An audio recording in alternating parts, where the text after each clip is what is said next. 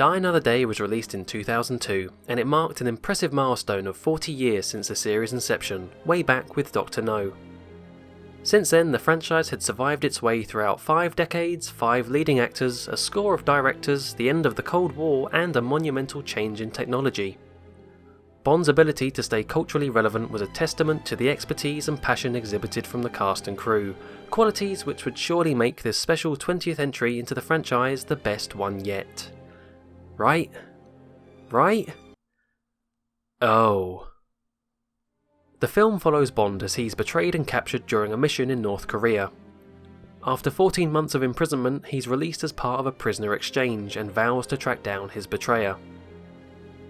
Eventually, this redemption leads him to billionaire diamond mogul Gustav Graves, who is funding the development of an international space weapon known as Icarus. It's safe to say that Die Another Day is not the film fans were hoping for in celebration of Bond's 40th anniversary. In fact, Die Another Day is regularly listed as one of, if not the worst Bond films in the series' history, which is surprising because it begins so seemingly positive. For the many things it gets wrong, Die Another Day does in fact feature some original creative aspects, and for the first half is a respectable Bond entry.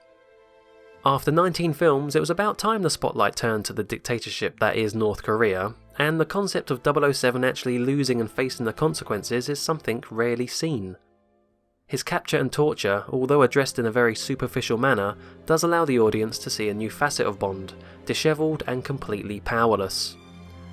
Does the film then tackle with themes of PTSD or psychological issues?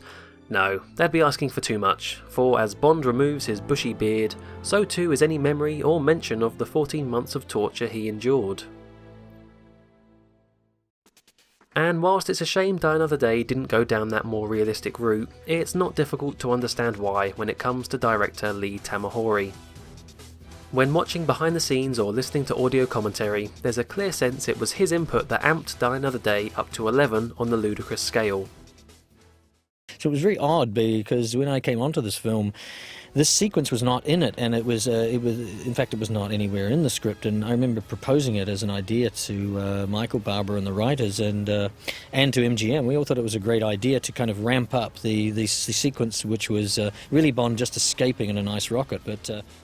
Perhaps this decision was a result of it being the 20th film and 40th anniversary. It had to be the Bond film of all Bond films, hyped up, egged on, pushed to be bigger and better than ever. And it's these traits which ultimately spoil the film in numerous different ways. The majority of characters in Die Another Day are hollow, hackneyed cutouts, hammed up beyond belief. Bond girl Jinx, played by Halle Berry, is written simply as a female James Bond. No depth, no intrigue, no interest. It's fortunate that MGM decided to pull out of the supposed spin-off centred on the character. Never mind Bond, they were the ones to dodge a bullet. Miranda Frost, played by Rosamund Pike, was bland and had a twist so appallingly obvious even these guys could see it coming. But the worst offender of all has to go to Toby Stephens, who gurns and snarls his way through every scene. It's easy to understand the reasoning. The villain based his DNA reconstruction on Bond himself, but for some reason Stephens took that to mean simply look disgusted all the time. Tamahori's presence in editing is also painfully noticeable.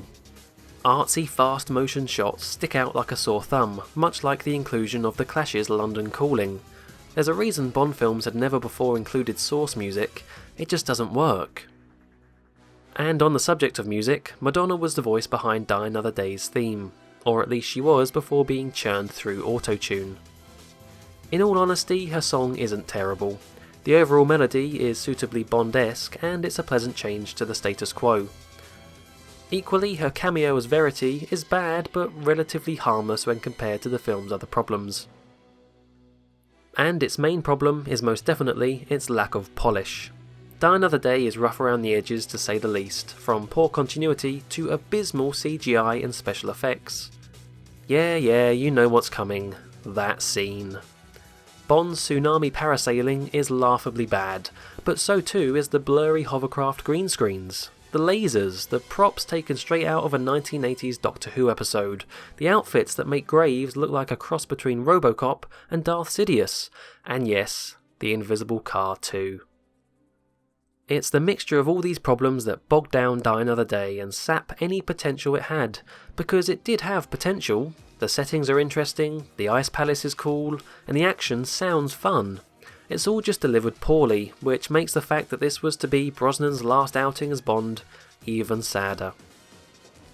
You can't help but think Pierce was dealt a bad hand. The film's release earned a successful $435 million, the highest grossing entry to date, but the negative reception left Brosnan's future as Bond in question, and ultimately the door was shut on his return.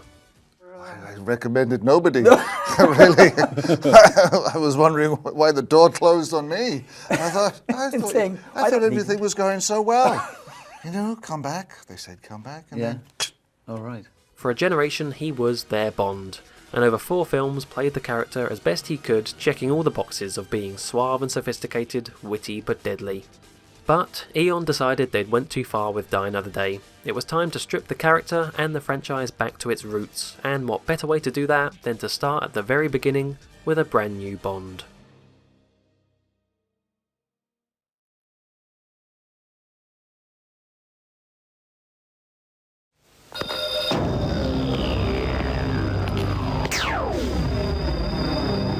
The Power Glove for your Nintendo Entertainment System.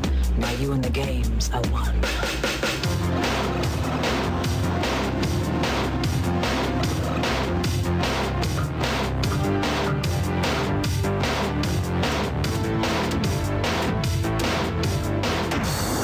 The Power Glove. Everything else is child's play.